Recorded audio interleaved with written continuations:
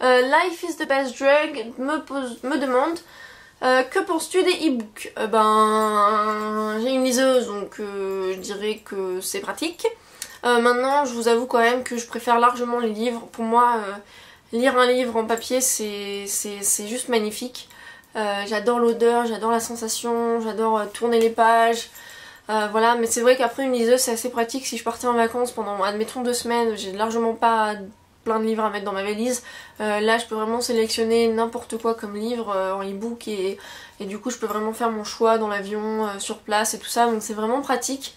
Mais voilà, un e-book pour moi ça reste pas un vrai livre dans le sens où un vrai livre me procure vraiment énormément de plaisir rien qu'à tourner les pages quoi. Et voilà, c'est pas vraiment la même chose avec un e-book. Comment lis-tu aussi rapidement tous ces livres? Alors déjà j'ai beaucoup de temps en ce moment. Enfin cela dit moi depuis le début du mois de mars, mais sinon j'ai assez souvent du temps. Quand j'ai beaucoup moins de temps je lis beaucoup moins. Et donc je pense qu'à la rentrée prochaine j'aurai beaucoup moins de temps et du coup je lirai beaucoup moins de livres et du coup je serai plus triste, mais bon, que voulez-vous hein. Il faut bien que les études se fassent hein. Donc voilà, mais merci de dire que je lis rapidement les livres, ça me fait plaisir. Donc ensuite, Illuse me demande: as-tu déjà testé les audiobooks? Si oui, qu'en as-tu pensé? Sinon, qu'est-ce qui te répulse? Alors non, je n'ai jamais testé les audiobooks et c'est pas du tout parce que ça me répulse ou parce que l'idée me semble moyenne. C'est juste que j'en ai jamais eu l'occasion. Et en plus, d'après ce que je vois en tout cas sur The Book Depository par exemple, les livres audio coûtent mais un prix, c'est genre... J'ai jamais vu ça quoi, un livre qui, admettons en hardback, coûte 14 € on va dire par exemple, et en paperback il fait on va dire 8 €, en audiobook il va coûter 32 €. J'ai fait là, mais c'est quoi le... Qu'est-ce que tu crois que j'ai 32 € à mettre dans un livre? Déjà que j'en ai pas 8 tu vois, donc il y a un moment faut se dire non, c'est pas possible. Mais c'est vrai qu'un jour je me laisserais bien tenter, enfin... Pourquoi pas, je veux dire, j'ai jamais tenté donc il faut bien essayer, j'ai pas envie de mourir idiote et mourir... complètement inculte, mais ouais, c'est quelque chose qui me tenterait bien si j'en avais la possibilité. Donc Sweetlies me demande: as-tu vécu dans un pays anglophone? J'ai déjà un peu répondu à cette question. Donc oui, j'ai vécu l'année dernière 9 mois à Nottingham, donc en Angleterre. J'ai un peu répondu à cette question avant, mais mes livres préférés, oui, ça doit être Boys Don't Cry de Malory Blackman, dans le tome 3 de Harry Potter de J.K. Rowling, Pour un jour avec toi ou Si je reste de Gail Forman. Mais j'en ai trop, vraiment si je devais faire une liste en entier, mais je pense qu'on arriverait au moins à 50 livres parce que je saurais jamais me décider, parce que c'est jamais la même sensation qu'on a quand on lit un livre. Pour moi il y a vraiment plein de livres qui m'ont vraiment fait ressentir énormément de choses et du coup vraiment je pourrais pas tous les dire, mais il doit y en avoir au moins entre une bonne vingtaine, je dirais vraiment une bonne vingtaine. Donc si je commence à faire la liste on n'est pas sorti de l'auberge. Mais il y en a beaucoup. Ensuite, quelle est la chose la plus dingue que tu aies jamais faite et quel est le truc le plus dingue que tu souhaiterais faire? Donc pour moi la chose la plus dingue que j'ai jamais faite c'était de partir moi-même toute seule en Angleterre pendant 9 mois alors que je suis vraiment toujours très attachée à ma maman, très attachée à mon chéri. Donc c'est vrai que pour moi ça a quand même été la chose la plus dingue, surtout que vraiment j'ai toujours eu un peu peur des gens dans un sens parce que bon j'ai pas eu... on va dire que niveau social, au niveau lycée, collège ça a pas toujours été ça, mais c'est le truc le plus dingue que j'ai fait et c'est vrai que ça m'a vraiment fait grandir dans un sens et ça m'a vraiment montré un peu ce qui est important dans la vie, ce qui l'est pas ou ce genre de choses. Et le truc le plus dingue que j'aimerais faire, le tour du monde si c'était possible. J'aimerais beaucoup. Ou alors au moins le tour des États-Unis, le tour de l'Asie si c'était possible, voilà. Mais ou vivre aux États-Unis, mais ça c'est encore autre chose, hein, mais voilà, ce serait la chose la plus dingue que j'aimerais faire. Le personnage réel ou imaginaire, à part la fée Clochette, auquel tu souhaiterais ressembler. Personnage réel auquel j'aimerais ressembler. Pas ressembler forcément, mais c'est vrai que j'aimerais avoir le même courage que Rosa Parks. Et pour moi c'est vraiment quelqu'un que j'admire beaucoup. Et sinon ma grand-mère, parce que c'était quelqu'un que j'admirais beaucoup aussi. Et imaginaire, à part la fée Clochette, réponse et Ariel, la petite sirène. Désolée. Ah si, peut-être l'héroïne de Legend parce qu'elle est vraiment géniale. À 15 ans déjà, elle est top. Si tu avais la lampe d'Aladin entre tes mains et que tu avais 3 vœux à formuler, quels seraient-ils? Interesting. Si j'avais 3 vœux à formuler, le premier serait si j'ai des enfants, j'aimerais qu'ils soient en bonne santé. Parce que c'est vrai qu'on lit beaucoup de choses en ce moment, par exemple John Green par rapport aux enfants qui ont le cancer, tout ça. Bon bah c'est sûr que c'est des choses qui sont vraiment difficiles, je pense pour un parent. Donc c'est vrai que si je devais faire un vœu pour le futur, on va dire, ce serait vraiment que si j'ai des enfants qui sont en bonne santé, qu'il leur arrive rien. Ensuite, mon deuxième vœu, ce serait que ma maman soit heureuse. Et mon troisième vœu, ce serait vraiment très superficiel, mais je pense que j'aimerais avoir des sous. Une carte bleue illimitée, ça me dérangerait pas, je pense, parce que on dit que l'argent ne fait pas le bonheur, mais on peut quand même faire pas mal de choses avec l'argent, rien que les voyages, s'acheter des livres. Donc c'est effectivement très bas comme vœu, mais je pense que voilà, ce serait vraiment génial d'être sûr de pas avoir de problème d'argent. Je pense qu'il y a beaucoup de gens qui ont vraiment des soucis de ce côté-là, et tous les matins ils doivent se réveiller avec un stress pas possible. Et je pense que c'est un stress que j'aimerais ne pas avoir, parce que je suis déjà une personne très anxieuse, déjà de base. Donc j'aimerais bien ne jamais avoir de soucis d'argent, ce serait pas mal. Si tu pouvais te décrire en 4 mots, puisque le 4 c'est ton chiffre. 4 mots: anxieuse, bébé, chiante, ambitieuse. Ce serait 4 mots qui me décrivent parfaitement. Ensuite, Miss Mimorids me demande si tu pouvais disposer d'un abonnement gratuit et limité en livres, mais que tu devais te limiter à un seul genre littéraire, quel serait ce genre? Soit le fantastique, soit le contemporain. Maintenant, oh là là, c'est dur. Quel genre? Le seul? Si j'avais le droit à un seul. Contemporain fantastique. Si.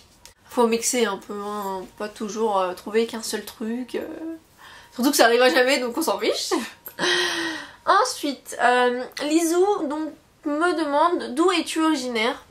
Donc je suis née à Villeneuve-la-Garenne, donc dans le 92, mais j'ai des origines du sud-ouest, donc mon père est de Bayonne, ma mère est de Dunkerque. Donc j'ai des origines flamandes et un petit peu basque-espagnole, puisqu'il y a de la famille, voilà.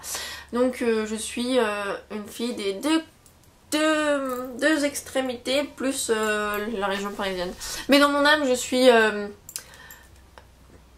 on va dire, vraiment plutôt parisienne et anglo-saxonne, mais bon, faut pas non plus... Cela dit, je pense qu'on doit avoir des origines anglaises en remontant très loin, puisque Dunkerque avant, au XVIIe siècle, appartenait à l'Angleterre, c'était un port anglais, donc je me dis, si on remonte loin, il doit peut-être y avoir, vous voyez. Mais bon, on peut toujours espérer dans la vie, hein. Ça te fait pas bizarre ces amitiés à sens unique? Je m'explique. Même si on laisse des commentaires et qu'il y a quand même des échanges, nous vous connaissons quand même mieux que l'inverse. C'est vrai, ton commentaire m'a vraiment fait réfléchir.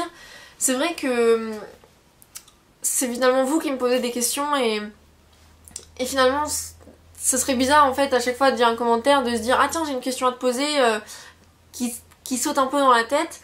Maintenant ce qui serait vraiment cool, mais ça arrivera jamais parce que on vient tous des 4 coins de la France, mais c'est vrai que ce serait tellement bien qu'un jour on puisse tous se rencontrer par exemple à un genre de meeting, et qu'on puisse tous discuter, parce que ce serait vraiment ce qu'il y a de mieux comme échange autour d'un café ou dehors s'il fait beau, genre cet été.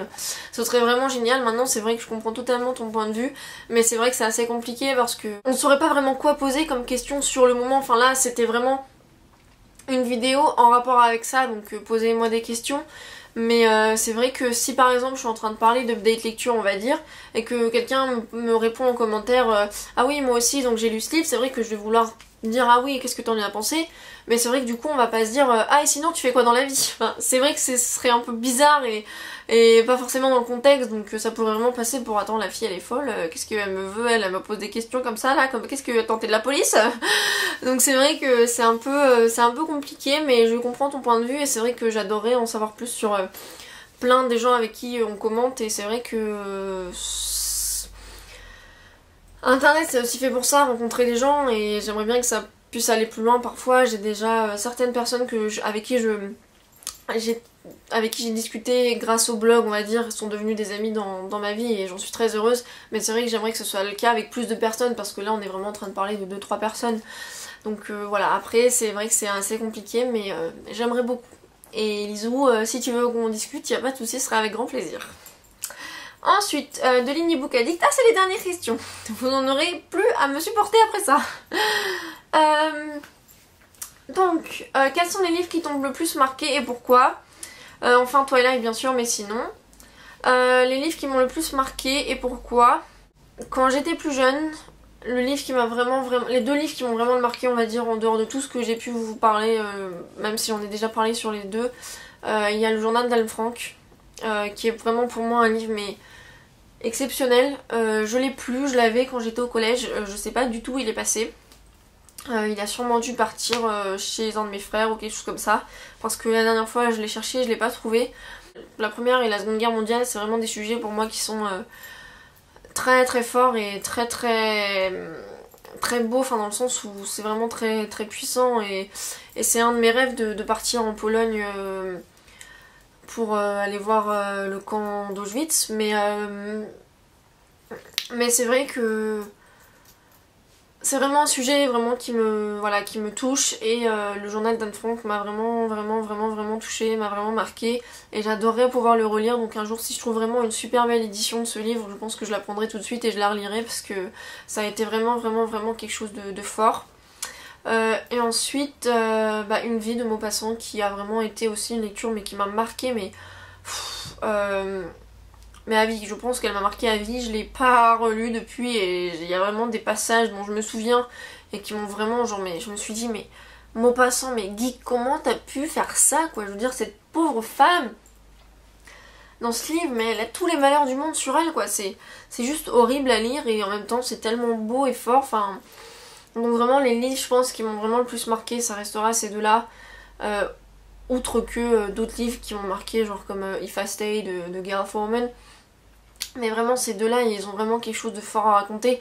Et c'est vrai que je me dis en ce moment, je lis beaucoup de YA, et je me dis c'est dommage, parce que du coup je pense que à cause de ça, je suis en train de passer à côté d'autres choses de ce même genre là. Et du coup c'est vrai que en ce moment j'ai vraiment envie d'essayer de lire plus de choses dans ces eaux-là, on va dire, parce que c'est vraiment des histoires qui marquent et qui sont magnifiques, et j'ai très hâte un jour d'aller à Amsterdam et d'aller à la maison d'Anne Frank. Je pense que ça peut être une expérience très belle, même si effectivement bon, c'est maintenant devenu assez, on va dire, commercial, puisqu'il faut payer, voilà, mais bref. Donc voilà. Et justement, en parlant de Twilight, est-ce que cette saga, qui comme pour beaucoup a été ton déclic lecture, ou les études déjà beaucoup avant? Alors ça, c'est une question qui est assez particulière pour moi, parce que avant Twilight je lisais beaucoup, mais je lisais en fait ce qui était mes livres de cours, parce que au lycée où j'étais, on avait énormément de lectures. Bon, déjà en L, voilà, il y avait tellement de livres que c'était juste impossible pour moi d'allier en plus d'autres lectures. Maintenant, c'est vrai que la lecture qu'il y avait au lycée, pour la plupart, était souvent très fatigante. Moi, c'est vrai que j'ai pas forcément accroché à beaucoup de choses. On m'a vraiment fait lire des livres qui m'ont presque fait détester la lecture, genre André Gide, c'était horrible. Après, quand on m'a fait tout ce qui est lire, tout ce qui est philosophie, Platon et compagnie, moi ça a été vraiment l'horreur. Donc c'est vrai que ça me prenait énormément de temps la lecture au lycée. Maintenant en fait le truc c'est que j'achetais pas du tout de livres à l'époque. Et en fait le truc c'est que du coup je ne lisais que des livres que j'avais déjà chez moi. Donc en fait je lisais énormément. Mais par exemple j'ai dû relire au moins 20 fois les Harry Potter, parce que c'est la seule chose que j'avais chez moi. Ou alors les mangas que j'avais, je lisais beaucoup ça. Et après c'est vrai que voilà, c'était vraiment, je relisais tout le temps les mêmes livres. Je sais plus exactement ce que j'avais déjà à l'époque, mais ce que je me souviens vraiment c'est d'avoir lu en boucle Harry Potter, parce que c'est presque que ce que j'avais chez moi. Donc voilà, mais j'ai toujours aimé ça, et je lisais beaucoup, oui, mais pas forcément tous les livres que j'ai maintenant. Et une dernière pour la route, si tu pouvais choisir un pouvoir magique, quel serait-il? Je me suis souvent posé la question, et je pense que j'aimerais beaucoup, si je pouvais, devenir invisible, parce que ça me permettrait vraiment, quand j'ai pas envie qu'on me saoule, voilà, de pas être là. Ça me permettrait de faire des petites surprises par exemple, ou voilà, si j'ai envie de savoir quelque chose que je saurais pas d'une autre manière, et ben voilà, parce que voilà, je suis une grande gueule et je suis assez curieuse, donc généralement quand il se passe des choses mais voilà, je sais que c'est un peu un rapport avec moi mais qu'on me le dit pas, et je préfère le savoir plutôt que d'attendre. Bref, donc je pense qu'être invisible ce serait vraiment un pouvoir magique que j'aimerais avoir. Ou alors j'aimerais pouvoir claquer du doigt et que tout se range, vous voyez, pour que j'ai plus jamais à faire le ménage parce que je suis tellement paresseuse, mais tellement paresseuse que c'est un truc, je sais, ça m'énerve quoi. Le ménage, c'est vraiment quelque chose que je supporte pas. Alors qu'en plus je fais des allergies de malade, tout ce qui est poussière et compagnie, donc j'ai pas le choix, mais c'est vrai que je trouve que c'est une perte de temps en fait. Donc si on pouvait juste claquer du doigt et que tout le ménage soit fait, bah ça ce serait vachement cool aussi. Donc voilà, c'était toutes mes réponses à vos questions. J'espère que vous êtes satisfaits de ces réponses. Si j'ai laissé des choses en suspens ou que vous pensez que j'ai pas assez bien répondu, n'hésitez pas à me le dire. J'espère que vous en aurez un peu appris plus sur moi aujourd'hui. Et moi je vous retrouve dans une prochaine vidéo et je vous dis à bientôt, bye.